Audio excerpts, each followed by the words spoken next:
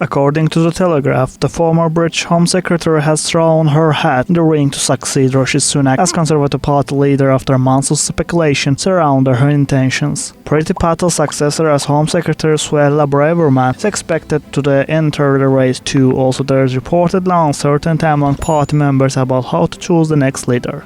Joe Biden has tested positive for Covid-19 and is suffering mild symptoms, the White House has said. Karine Jean-Pierre, his press secretary, said the US president is vaccinated and boosted. He has tested positive for Covid twice before. 81 years old Mr. Biden was seen earlier on Wednesday visiting supporters in Las Vegas and speaking at an event. He has cancelled the campaign speech later in the night. The illness comes as he faces increasing pressure to step aside because of his age. US media report both Senate Majority Leader Chuck Schumer and House Majority Leader Hakeem Jeffries, the top two Democrats in the US Congress, separately met with Mr. Biden privately and expressed that there is deep concern his candidacy could negatively impact other House and Senate races. Members of the new convocation of the European Parliament will gather for their first session in Brussels on Thursday to approve Ursula von der Leyen for her second term as the European Commission President. No serious analysts in Brussels have any doubts that the candidacy will be approved. The parliamentary session will consist of von der Leyen's speech, lawmakers' responses, and the vote itself. The head of European Commission is appointed for a 5-year term by the heads of European states and governments during their summit. Neither elections to the European Parliament nor the subsequent vote in the legislative body has any direct influence on the process.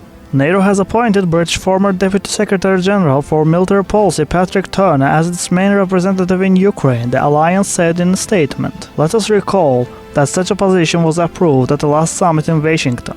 Turner will begin his duties in Kiev in September 2024. Under Turner, NATO forces left Afghanistan in 2021. He also held several government positions in Great Britain. President of Republic of Azerbaijan Ilham Aliyev is on working visit to England to participate in the 4th European Political Community Summit at the invitation of the Prime Minister of United Kingdom and Northern Ireland Keir Starmer. Also, Ilham Aliyev met with the Prime Minister of the Grand Duchy of Luxembourg, Luc Frieden, in Oxford at the other party's request.